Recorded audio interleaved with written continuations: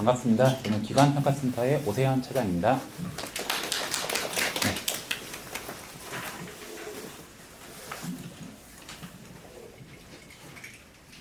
네, 저는 올해 이제는 적용될 국기 프로젝트 훈련에 대해서 이제는 변경사항하고 이제 심사 기준에 대해서 이제는 진행을 하도록 하겠고요. 약 한 30분 정도 예정됩니다. 이게 이제는 작년에 처음 도입이 됐어요. 이게 좀 사실 되게 급하게 이게 좀 진행이 된 부분이 있고요. 제가 이제 작년 9월에 저희 기업평가센터로 해서 발령을 받으면서 이제는 국기 프로젝트 이제 담당이 됐는데 막상 딱 보고 이거 조금 어렵다. 이제는 그런 생각이 좀 많이 들었어요. 그리고 기관분들께서 조금 많이 혼란을 겪으실 수도 있겠다라는 사실 생각을 좀 들었었고요. 가장 이제는 그래서 일단은 심사를 진행해야 되다 보니까 일단은 이렇게 마무리를 지었고, 그리고 이제 이의 신청을 받았는데 다 똑같이 이제는 비슷한 얘기를 다 말씀하셨어요. 이 5페이지 제한 때문에 자신들이 역량을 좀 잘 표현하지 못한 것 같다.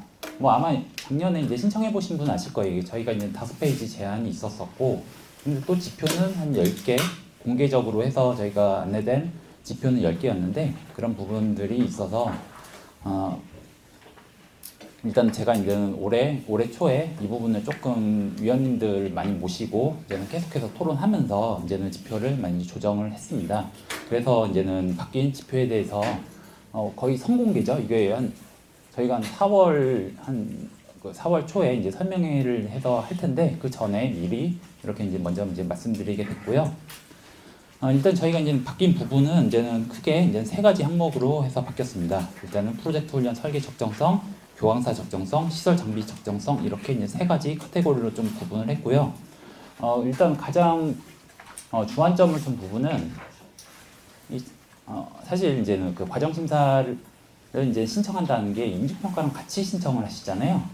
그러다 보니까 그 기간 자체가 좀 짧습니다. 어찌 보면은 기관분들 입장에서 이렇게 준비하시는데 조금 부담을 느끼실 수가 있어요. 그런데 이제는 국기 프로젝트 훈련까지 해서 준비를 한다는 게 사실 제가 느끼기에는 그렇게 쉬운 선택은 아니라고 생각은 합니다. 하지만 그만큼 열심히 하시려고 이렇게 준비를 하시는 거다 보니까, 그럼 제 기준에서는 기관분들의 좀 예측 가능성을 좀 높이고 싶었어요. 그래서 내가 이 정도 준비했었으면은 되겠다. 이거는 처음부터 이거는 진입 장벽이 조금 높으니까 이거는 포기하고 다른 쪽으로 해서 좀 더 초점을 맞춰야겠다. 약간 이런 마음이 들게끔 저희는 좀 지표를 제가 좀 조정을 했고요. 그래서 아마 보시면은 전체적으로 보시면 나중에 느끼실 건데 조금 기준점이 기존보다 조금 더 높습니다. 그래서 기존 국기보다 이게 그 단가가 10% 지원하는 대신에 조금 더 기준점이 높고요.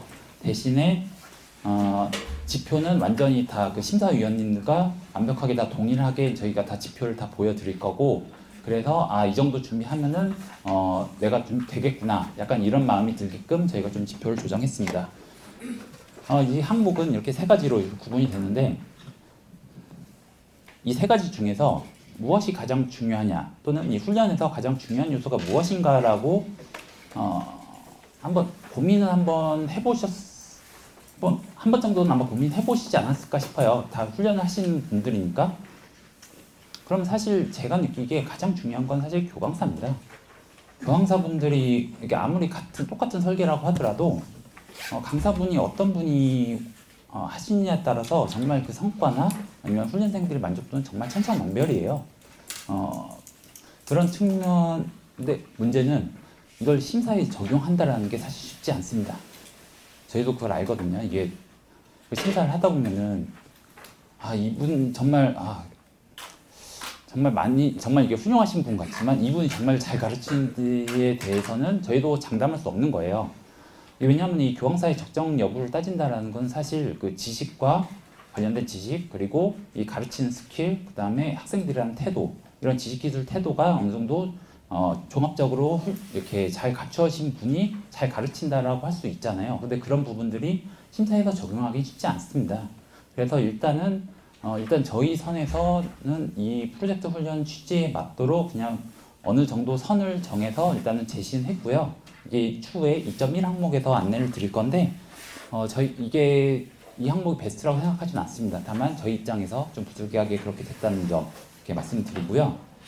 다음으로 그 시설 장비 적정성에 대한 부분인데 저는 개인적으로 뭐 사람마다 조금 이견이 있을 수 있어요. 이견이 있을 수 있지만 저는 교강사 다음으로 중요한 건 사실 시설 장비가 아닌가. 저는 사실 그렇게 생각을 하고요. 좀 더 폭넓게 생각을 하면은 훈련 기관의 지원, 정확히는 좀 기관장의 마인드 이게 사실 두 번째로 더 중요한 항목이다. 저는 솔직히 그렇게 생각합니다. 왜냐하면은 같은 강사라고 하더라도요. 훈련 기관에서 어떻게 지원해 주느냐에 따라서 이게 정말 그 결과가 천차만별이에요. 그러니까 이 강사분이 100을 가르칠 수 있다라고 하더라도 기관에서 어떻게 지원해 주느냐에 따라서 이제는 이게 막 50도 되고 20도 되고 0도 되기 그렇습니다. 그냥 단순하게 뭐 예를 들어도 그거예요. 이 컴퓨터를 주된 직종으로 쓰는 그런 그 교육 과정이라고 이렇게 하는데 컴퓨터가 제대로 안 돌아가요. 컴퓨터 막 다운되고 막 멈추고 막 그래요. 그러면은 일단 훈련생들이 처음에는 답답함을 호소합니다. 아 이거 좀 어떻게 좀 해주세요. 이거 컴퓨터 자꾸 멈춰요. 이거 안 돌아가요. 이 소프트웨어 어떻게 합니까? 이렇게 얘기를 하거든요. 근데 강사분 입장에서도 해줄 수 있는 게 별로 없어요, 사실. 그러면은 그럼 다른 컴퓨터에서 일단은 해보도록 하고 또는 조금 더 최선을 다하면은 컴퓨터에 좀 최적화를 좀 시켜준다든가 이 정도까지는 해도 그래도 기본적으로 한계가 있습니다. 그러다 보면은 나중에는 훈련생들이 체념하게 되고요. 그리고 나중에는 강사한테 공격적이 됩니다. 강사한테 막 이거 되게 짜증을 부려요. 그러다 보면은 강사분이 자기가 하고자 하는 것에 반에 반도 못하게 되는 거죠. 그런 부분들이 사실 제가 현장에서 느꼈을 때 그 부분이 가장 큰 문제점이라고 생각을 했었었고, 그래서 이 시설 장비 적정성에 대한 부분은 별도로 충족 미흡으로 해서 뺐습니다. 그래서 이 부분은 뒤에서 다시 이제는 안내드리고요. 저희 그 한국기술교육대학교에 대해서는 한 번 정도는 다 들어보셨을 거예요. 뭐 저희가 이제 신평원이 이제는 그 한기대 이제 그 산하 기관이다 보니까 좀 아실 수도 있지만, 그리고 이제 한기대를 뭐 검색해 보시면은 한기대가 이제는 어떤 학교냐라고 보면은 보통은 아마 이렇게 취업률 높은 학교다. 뭐 아마 보통 이 정도로만 보통 많이 아실 겁니다. 그런데 저는 사실 한기대가 왜 취업률이 높은지에 대해서는 아마 인지를 대부분이 못하셨을 거라고 생각은 해요. 근데 한기대가 왜 취업률이 높으냐? 일단은 물론 정확히는 교수님들이 정말 훌륭하신 교수님들입니다. 제가 존경하시는 교수님들도 많고 그런데 제가 느꼈었을 때는 시설 장비 지원이 정말 좋습니다. 진짜 웬만하면 다 지원해주고요. 다른 학교에서 지원해주지 않는 것들도 다 지원해주고 재료부터 해서 다 무상 지급해주고 학생들 입장에서 그냥 해보고 싶은 것들 그냥 다 해보는 식으로 해서까지 교육들이 다 진행이 되거든요. 그러다 보니까 자연스럽게 이제 훈련생들 실력이 쌓이는 것도 있고요. 그리고 교수님들 입장에서도 자기가 가르치고 싶은 것, 그리고 꼭 이거는 훈련생 입장에서 산업 현장에서 필요하니까 이건 해야 된다라고 하는 것들을 다 직접적으로 교육에서 할 수가 있는 거예요. 그러다 보니까 자연스럽게 성과까지, 취업률까지 높아지는 겁니다. 사실 이런 부분들이 있다 보니까 이 직업훈련도 장기적으로는 조금씩 이렇게 그 시설 장비나 이런 부분으로 지원이 조금 더 강화되는 방향으로 가야 되지 않나라고 개인적으로는 생각을 했고, 이런 부분이 조금 반영돼서 이렇게 이제는 지표가 만들어졌습니다.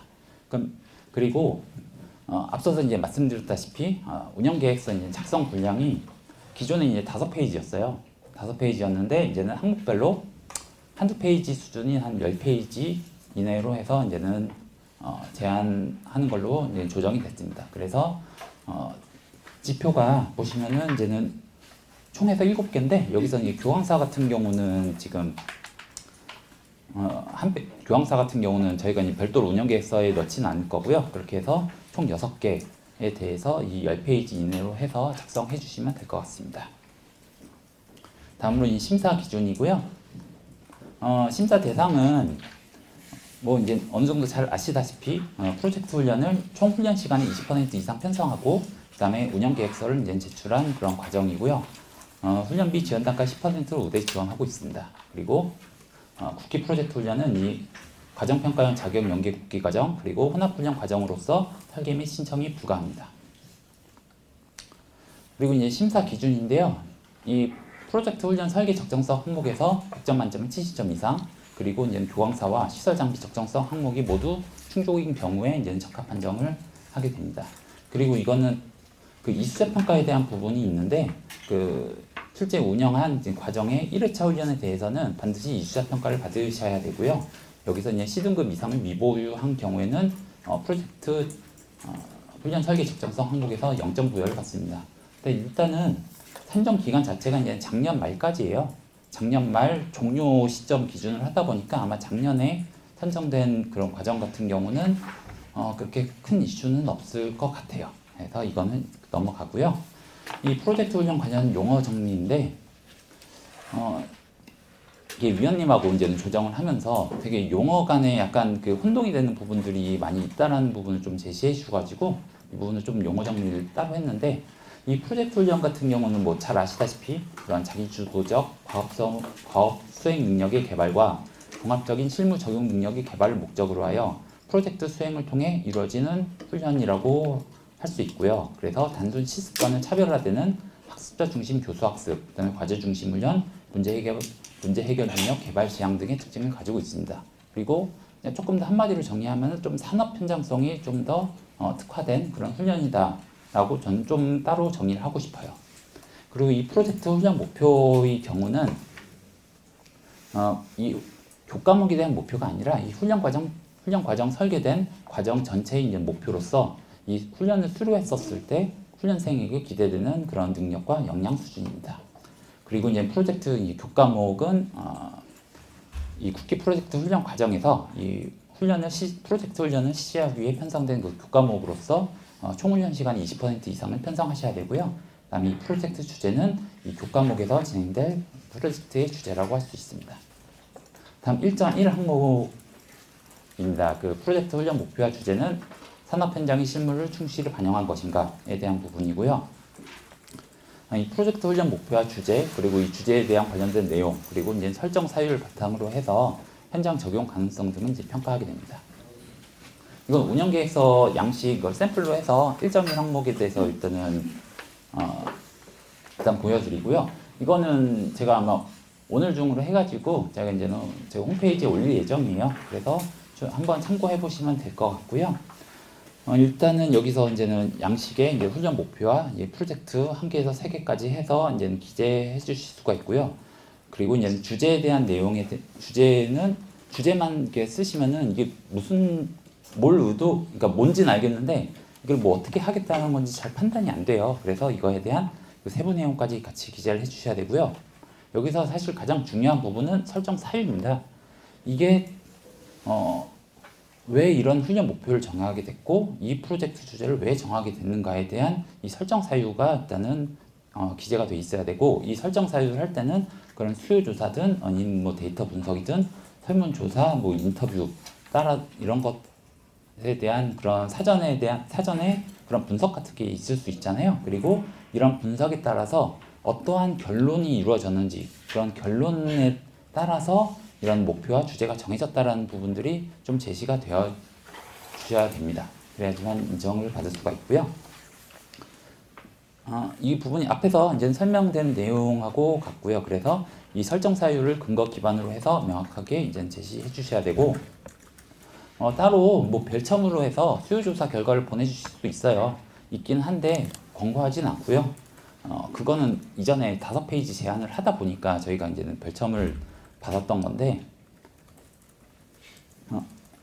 일단은 이번도 일단 별첨을 받을 수는 있지만 권고하진 않고요. 가급적 10페이지 이내에서 이 부분을 좀 제시 부탁드리겠습니다.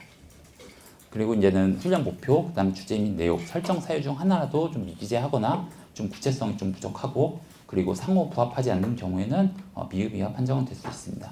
특히 그 위원님들께서 좀 강조하셨던 부분인데, 이 주제와 관련된 그런 세부 내용이 있어요. 그래서 이런 어떤 내용이냐면은 뭐 어떤 소프트웨어를 쓸 거냐, 그다음에 어떤 결과물을 산출시킬 거냐 이런 예시 등을 좀 같이 제시해 주셔야 저희 쪽에서도 이게 이렇게 하니까 결국은 그 현장 적용 가능성이 있구나라는 걸 판단할 수 있기 때문에 그 부분을 조금 기재해 주시길 부탁드리고요.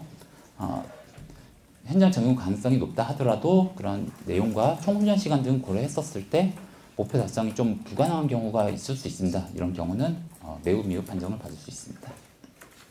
다음으로 이 선발 계획에 대한 부분이고요. 이 훈련생 선발 계획이 훈련 목표와 주제, 산업 현장의 실무 특성을 적절하게 반영하고 있는가에 대해서 평가를 하게 됩니다. 이 프로젝트 훈련 목표와 주제, 현장 실무 특성을 고려해가지고 선발 절차 및 기준이 적절하게 제시되었는가 여부를 중심으로 평가를 하게 되는데, 여기서 그 매우 우수 지표를 보시면은 사전 지식이 부족한 훈련생에게 기초학습을 지원한다라고 되어 있잖아요. 이런 부분 이렇게 하는 경우에 대해서만 이제 매우 우수 판정이 가능하고, 이 경우에는 세부 계획을 제시하면서 단순 제시해야 되고요. 단순 학습 자료 제공은 인정되지 않습니다.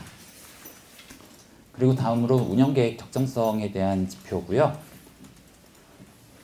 이 1.4 항목에 대한 부분은 이 과정 전반에서 진행되는 게 아니라 이 프로젝트 교과목에 대해서 운영 계획을 이제 평가하게 됩니다.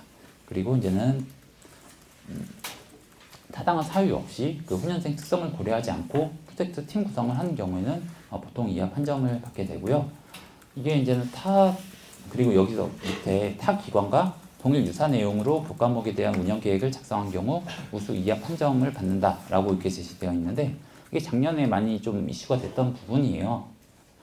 약간 그 특정 프랜차이즈에서 이제는 특정 양식을 다 각 지사에 공유를 하면서 특정 부분들이 다 이제는 동일한 그런 이슈들이 있었었고요.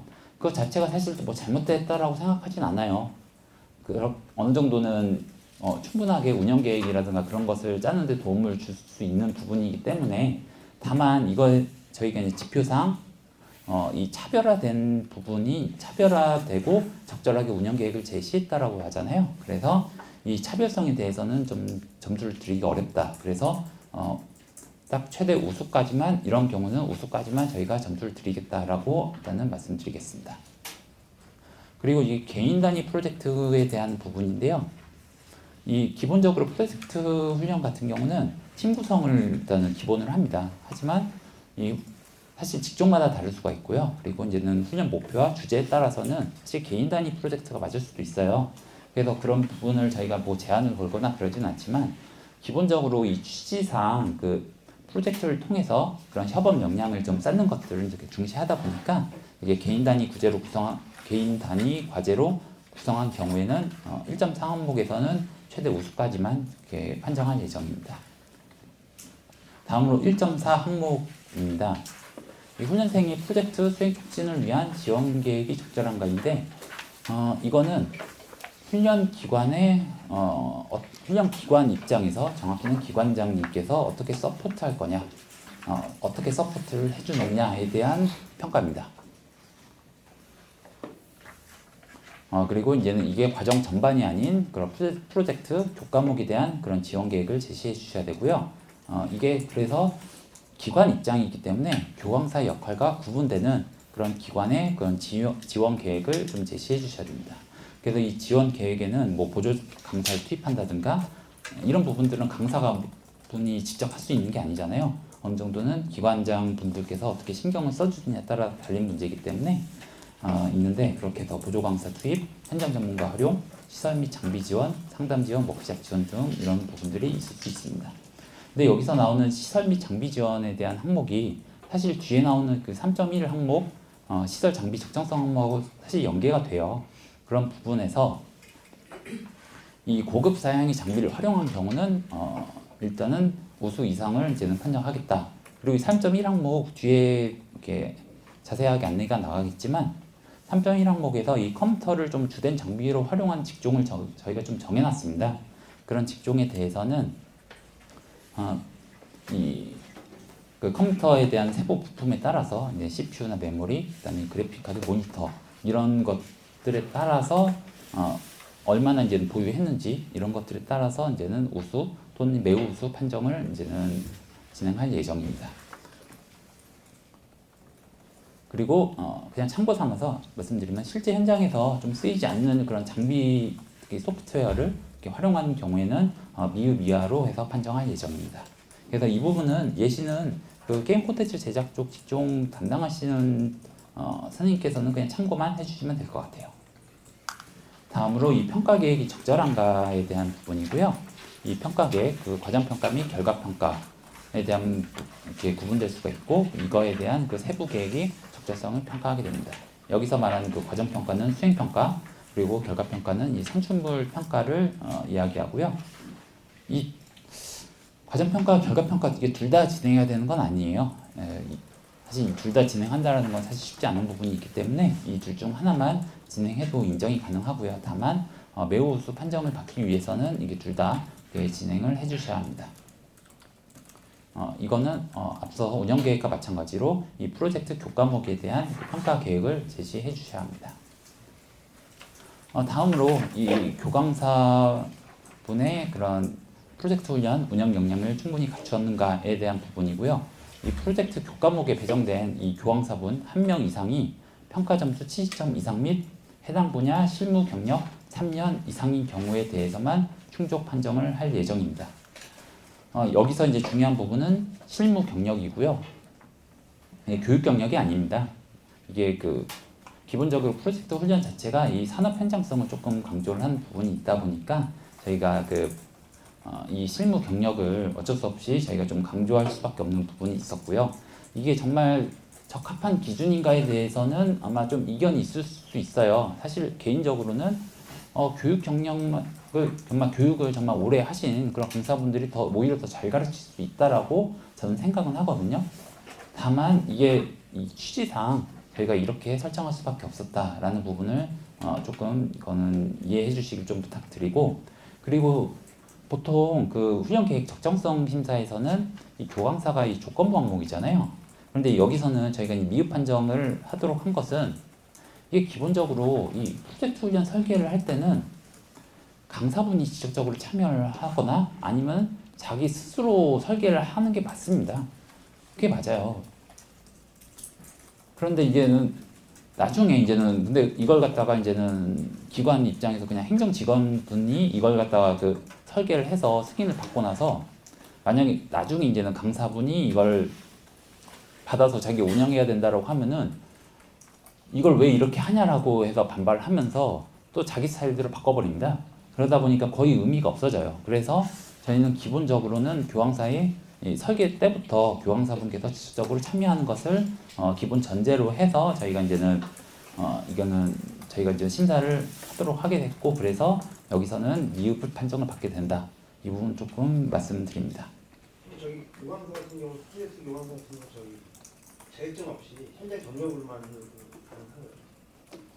근데 그거는 결국 직종마다 다를 수밖에 없을 것 같아요. 왜냐하면은 특정 직종 같은 경우는 그 자격증이 반드시 있어야 되는 경우가 있고요. 그런데 뭐 웬만한 그런 건축 시공 같은 거. 건축 시공, 근데 건축 시공 같은 경우는 실제 그거는 네. 건축 자격증보다 실제 현재 우리나라 사정상 자격증 없이 일하는 경력을 가진 사람들이 많죠. 그런데 일단 기본적으로 저희 이건 따로 해서 말씀드리는 게 사실 맞을 것 같긴 한데요. 저도 어차피 건축 직종을 좀 담당하는 입장이다 보니까, 근데 일단은 자격증이 원칙적으로 있어야 되는 게 맞아요. 예를 들어서 뭐 타일이라든가 뭐 도배라든가 이런 직종 같은 경우는 관련된 자격이 있잖아요. 이런 부분에 대해서 어느 정도는, 근데 일단은 저희가 이제 고용24 사이트 가셔서 그 과정을 보시면은 이 강사에 대한 정보가 다 나옵니다. 아시다시피 이 강사분의 그 전공과 이거에 대한 그 전공과 자격증 유무가 확인이 돼요. 그러면은 바로 이 강사분이 이제 현장 경력이 있더라 하더라도 이게 약간 이게 그 건축 시공 같은 게 분야가 넓잖아요. 넓다 보면은 세부적으로 하나하나 다 잘 아시는 경우도 생각보다 없습니다. 다음으로 그 시설 장비 적정성에 대한 항목이고요. 두 가지 이제 지표입니다. 그래서 훈련기관의 24년 역량평가 결과, 현장평가 결과, 훈련 인프라 항목 점수가 6.5점 이상인 경우, 그리고 산업 현장에 맞는 최신 시설 장비 보유 여부에 대한 부분이고요.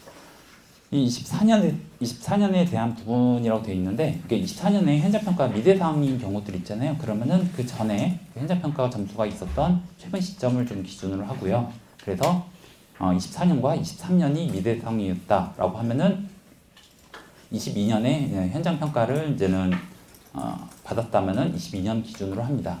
그리고 만약 24년에 신규 기관으로서 인프라 항목이 35점 만점인 경우에는 9점 만점으로 환산해서 이제 선정하게 되고요.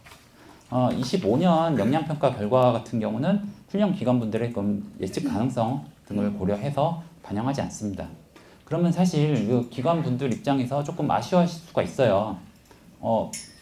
지금 최근에 뭐 이제는 시설 갖다가 리모델링 했다라든가 이렇게 해가지고 현재 시점에 훨씬 더 조금 더 높은 점수를 받을 수 있는데 왜 이렇게 해서 그 현재 시점이 아니라 이제는 작년 기준으로 하느냐, 그런 부분들에 대해서 조금 아쉬워하실 수가 있는데, 일단은 뭐 말씀드렸다시피 훈련 기관 분들의 좀 예측 가능성에 대한 부분들 때문에 저희가 1차적으로 한 부분이 있고, 이 6.5점이 어떻게 나온 점수냐면은 이 작년에 그 인프라 쪽 평균 점수가 6.49점이었고요. 그리고 2023년의 경우에는 6.5점이 평균이었습니다. 즉 이거는 평균 이상인지 여부를 그냥 확인하는 거예요. 그래서 이게 이제 어느 정도는 저희가 이제는 더 추가적으로 10%에서 우대 지원을 하는 부분에서 최소한 평균 이상의 그런 인프라를 갖춘 그런 기관들에 대해서 저희가 일단은 선정하겠다는 부분이기 때문에 너무 높은 기준이라고 사실 보이진 않아요. 그리고 아마 다른 기관분들께서 좀 이해해 주실 거라고 저는 생각을 하고요. 이렇게 해서 이 부분은 넘어가고, 다음으로 산업 현장에 맞는 직종별 최신 시설 장비 보유 현황 및 활용 계획이 적절하게 제시되었는지 여부를 중심으로 이제 평가를 하게 되는데, 이 컴퓨터를 주된 장비로 활용하는 직종이 있습니다. 여기서 뒤에 나오는데 물류 관리나 게임 콘텐츠 제작, 디지털 디자인, BIM, 디지털 컨버전스 뭐 이런 컴퓨터를 활용하는 직종의 경우는 이런 직종별 최신 장비 최소 기준을 충족을 해주셔야 합니다. 이 부분은 일단은 뒤에 나오고요. 그 신청 시점에 해당 시설 장비를 미보유했다 하더라도 운영 계획서에 보유 예정으로 이제 작성하신 경우에는 그냥 충족 판정을 할 예정입니다. 다만 저희가 이제 훈련 계획 적정성에 시설 장비 항목에서 조건부 판정을 할 거고요. 그래서 제가 일단은 만약 이 프로젝트 훈련을 신청하신다고 하면은 아마 제가 이거 전체적으로 해서 뭐 전체적까지는 아니고 한 20개 기관 정도를 쭉 살펴봤는데, 저희 쪽으로 심사 들어온 이 컴퓨터들 현황들 이렇게 쭉 확인을 했었을 때 그렇게 충족되는 기관이 많지는 않아요. 근데 그런 기관분들 입장에서 만약에 이걸 갖다가 프로젝트 훈련을 하시고자 한다면은 일단은 보유 예정으로 해서 신청을 하시고, 그 다음에 성과 적정성까지 해서 최종적으로 통과가 되면은 저희가 이제 조건부 판정이 나가니까요. 이 조건부 판정 기간 동안에 이 장비를 이제는 갖추셔서 다시 이제 들어오시면은 그때는 최종적으로 선정이 되는 구조라고 보시면 될 것 같습니다. 이 최신 장비 최소 우수 기준을 그냥 간단하게 말씀을 드리면은, 일단은 CPU 같은 경우는 인텔 코어 i5 11세대 이상, 그리고 이제 동급은 AMD 라이젠 5 4세대 이상 이렇게 되고요. 그 다음에 메모리는 16기가 이상, 그래픽 카드는 지포스 RTX 2060 이상, 그 다음에 SSD는 500기가 이상, 운영 체제는 윈도우 10 이상, 그 다음에 모니터는 24인치 이상 모니터에 FHD, 이렇게 해서 저희가 최소 기준을 좀 잡았고요. 저희가 위원님 한 5명과 함께 이걸 갖다가 같이 정했어요. 처음에 정말 이게 많은 의견들을 제가 이제는 들으면서 조정을 했는데, 일단은 저희 공공기관에서 하고 있는 그 장비에 대한 내구 연한이 있습니다. 그게 한 5년 정도 저희가 기준을 잡고 있고요.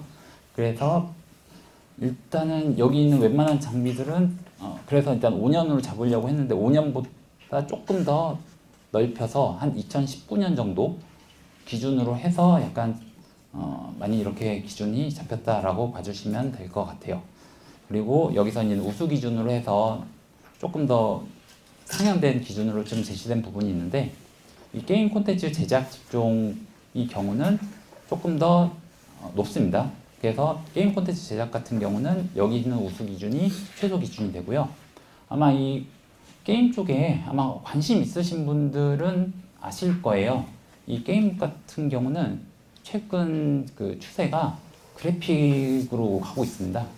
그래서 사실 정말 그 고도화된 정말 그 좋은 그래픽으로 해서 지금 발전되고 있는 상황이고요. 사실 이 그래픽이 좋다라고 해서 게임성이 높으냐는 조금 사실 다른 얘기인데, 그럼에도 불구하고 약간 이 게임 업계에서는 약간 이 그래픽을 조금 중시하는 방향으로 해서 약간 지금 게임을 제작하고 있는 그런 추세예요. 그러다 보니까 당연히 이런 고사양을 좀 요구되는 부분이 있고, 그래서 게임 진짜 좋아하시는 분은 아실 거예요. 정말 좋은 게임이 나왔는데 이 게임이 과연 내 컴퓨터에서 돌아갈까? 진짜 그 정도로 거의 그래픽이 정말 그 현란한 수준이거든요. 그런 부분들에 어느 정도는 맞춰서 우수 기준이 책정이 됐다라는 부분을 조금 말씀을 드립니다. 다만 이 기준을 그대로 있는 그대로 또 적용하기는 좀 어려운 부분이 있다 보니까 그런 그 고사양의 그런 그래픽 카드가 좀 필요하지 않은 그런 과정들이 있어요. 예를 들어서 뭐 물류관리라든가 또는 뭐 네트워크, 정보 보안 이런 직종 같은 경우는 굳이 그래픽 카드가 좋을 필요는 없거든요. 이런 경우는 내장형을 포함해서 저사양의 그런 그래픽 카드를 해주셔도 괜찮습니다. 그리고 게임 콘텐츠 제작에 대해서 말씀드렸고, 멀티미디어, 즉 영상 제작에 대한 부분의 경우는 위원님들이 꼭 말씀하시더라고요. 이거는 진짜 메모리가 정말 중요하다. 물론 특정 소프트웨어 같은 경우는 CPU가 더 중요한 경우도 있는데 그것까지는 제가 담을 수가 없었어요. 이걸 너무 세부적으로 다 쪼개는 거는 이게 직종별로 소프트웨어가 또 다르잖아요. 그거를 다 세부적으로 쪼개서 저희가 제시한다는 거는 현실적으로 불가능해서 일단은 영상 제작에 대해서는 메모리에 대해서만 이렇게 좀 우수 기준을 최소 기준으로 이렇게 하겠다라고 저희가 제시를 했고요. 이렇게 해서 제시된 우수 기준에 해당되는 이렇게 장비를 보유한 경우에는 1.4 항목에서 우수 이상 판정을 받게 됩니다. 이 기준, 이 우수 기준에 해당하는 기관이 진짜 얼마나 있나 해서 진짜 열심히 찾아봤어요. 근데 진짜 거의 없고요. 다만 진짜 제가 한 10몇 개 기관 정도를 갖다가 쭉 확인했었을 때 한 개 기관이 있더라고요. 그게 광주에 있는 그 국제라는 이름이 들어가는 그런 직업 전문 학교인데, 되게 개인적으로 되게 감사하더라고요. 그래 이렇게 정말 좋은 환경에서 이렇게 이렇게 지금까지 해주시는 그런 기관도 있었다. 그런 부분들에 대해서 좀 되게 감사하는 그런 마음을 좀 가졌고요. 네, 이렇게 해서 저희 쪽에서 제 발표는 이렇게 마치겠고요. 이거에 대해서 추가적으로 이제 궁금하신 사항 같은 경우는 일단 제가 그 기관평가센터에 한번 저희 쪽으로 문의하셔서 이 국기 프로젝트 담당을 찾으시면은 저한테 연결되거든요. 그럼 저한테 한번 저한테서 전화로 해서 문의 주시면 좋을 것 같습니다. 네, 이상으로 발표 마치도록 하겠습니다. 감사합니다.